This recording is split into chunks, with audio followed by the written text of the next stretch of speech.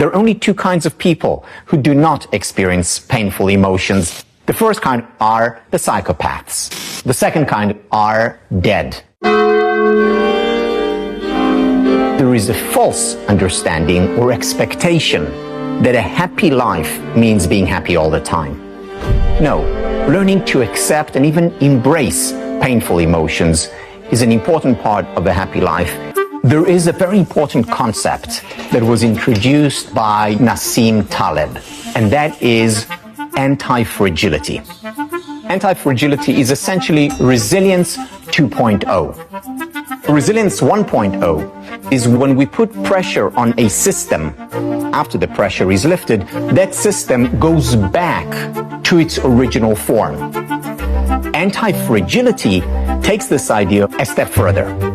You put pressure on a system, it actually grows bigger, stronger. We see anti-fragile systems all around us and within us.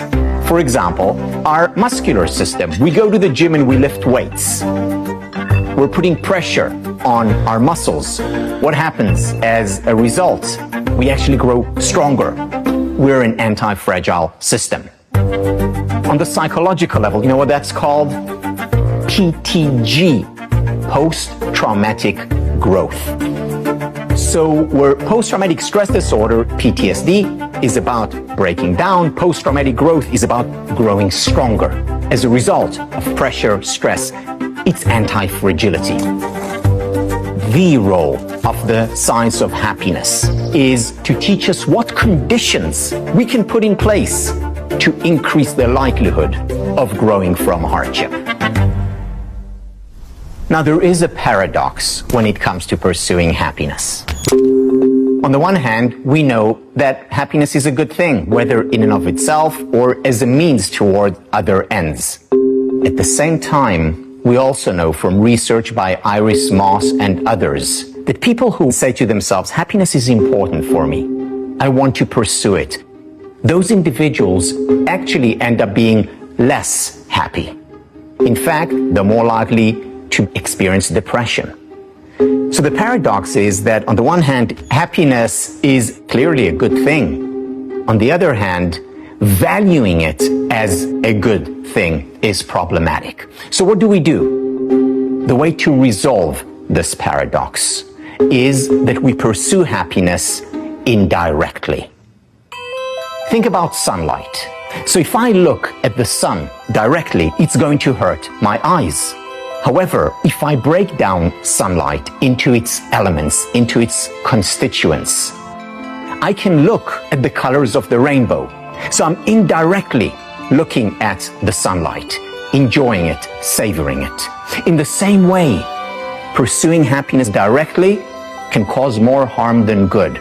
But breaking it down into its elements can lead us to enjoy the indirect pursuit of happiness and by extension to raise our overall levels of happiness. What are the metaphorical colors of the rainbow when it comes to happiness? Here we have what I've come to call the SPIRE model, and it can trigger the anti-fragile system.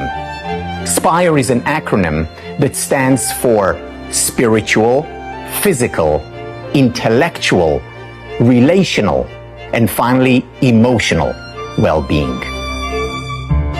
Spirituality is about finding a sense of meaning and purpose in life, at work and at home. If you wake up in the morning with a purpose, you're more likely to overcome barriers. When it comes to physical well-being, the most important idea to look at is stress, the silent killer. In the United States, more than half of the employees do not use up their vacation time. And even those that do, close to half are still tethered to their work. The problem is not the stress, it's the lack of recovery.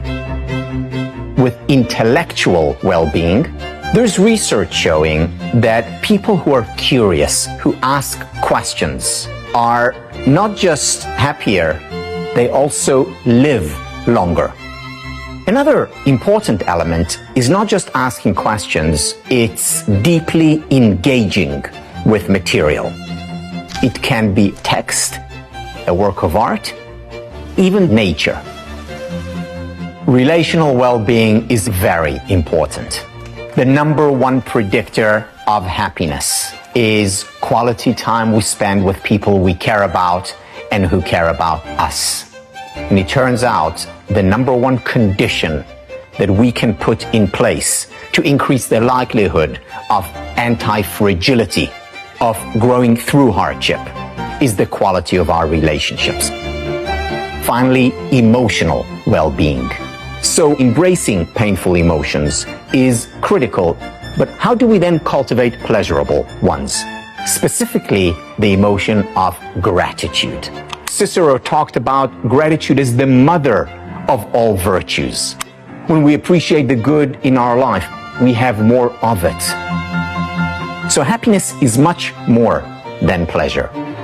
Happiness is whole being. These 5 elements together create that sunlight, happiness. I don't think there is a point before which one is unhappy, after which one is happy. Rather, happiness resides on a continuum. It's a lifelong journey. And knowing that, we can have realistic rather than unrealistic expectations about what is possible. I do not think that things necessarily happen for the best. However, we can learn to make the best of things that happen.